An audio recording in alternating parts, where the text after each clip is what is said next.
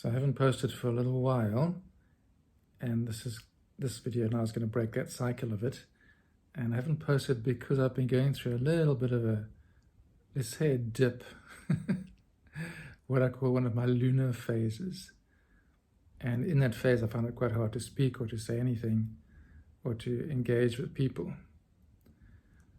And so I want to share with you some insights from this in case it resonates with you.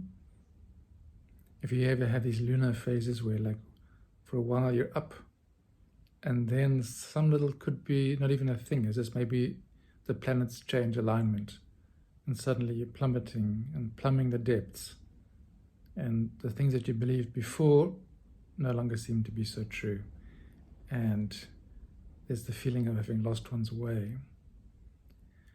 So if this is you, stay tuned. So one thing I've learned with this is to sit tight and go through it and feel, to experience. All that's required is to feel it completely. And that could mean sitting in a chair, just breathing through that pain and discomfort. And almost like letting it go, letting everything go. So all the meaninglessness, let it just happen.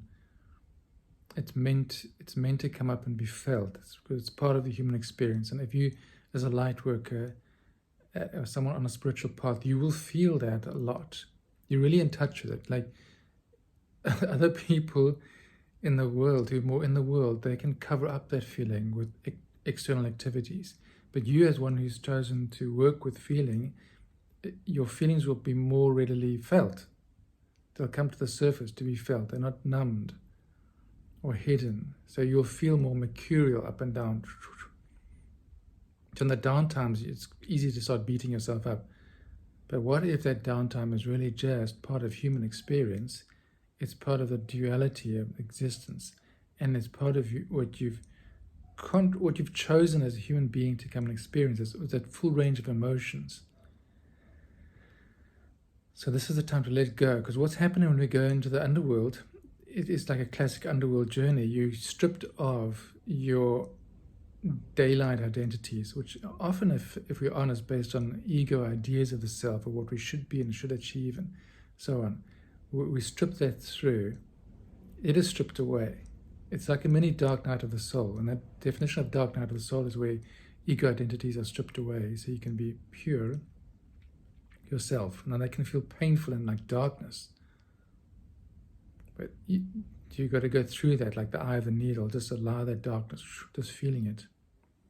Because one image that comes to mind with it is that there are two phases in life, and one is like the upward phase. I picture it like a sine wave going up, and that is the creative phase. So that's when you'll have good ideas to do. You'll be active in the world. You'll go out and you'll have great ideas, and life will seem to be supporting you, and there's an energy, right?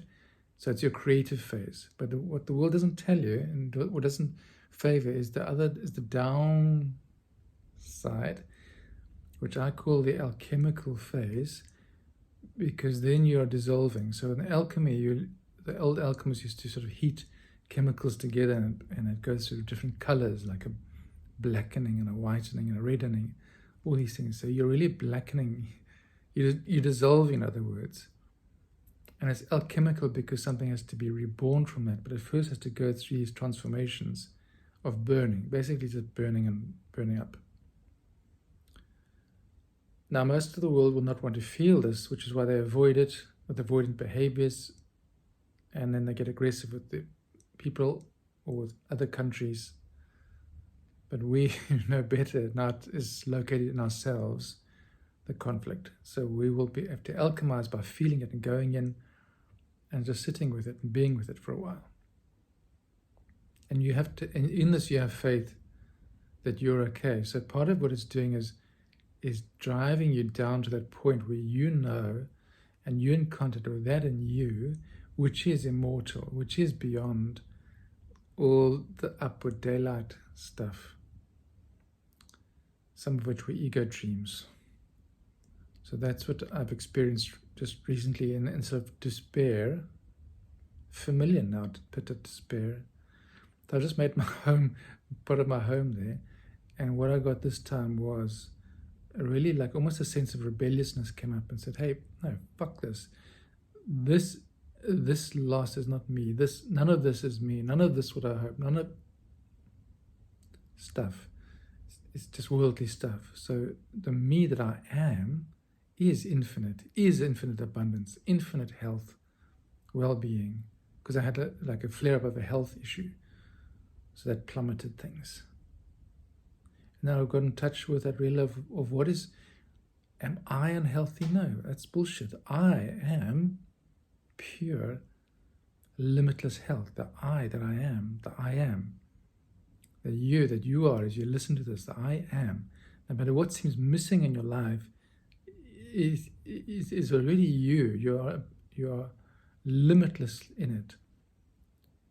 So that can be the value of going down to the underworld, because you will be stripped away and you'll find that which cannot be stripped away further, and that is you, the self, the I am.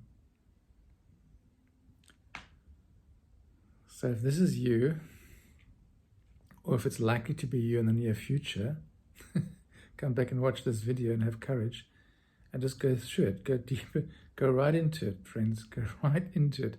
Let yourself be stripped away. At the bottom there will be something. You just got to keep faith in yourself to do it and know that it's an alchemical process. Just remember these words. This is my alchemical phase, or my lunar phase. And then it brings it into the realm of you're no longer disowning it. It's part of what's natural. Your alchemical phase. Allow that to happen. And there'll be something at the bottom of that well for you. And when you've grasped that, then you're led out into the sunshine again, and you're different now, a different person. You'll do that again and again and again. Feel, because you're a person who feels. So honor the feelings of it and feel it, and have courage and faith. And each time you're reborn. That sound good? Okay, I'll end it there.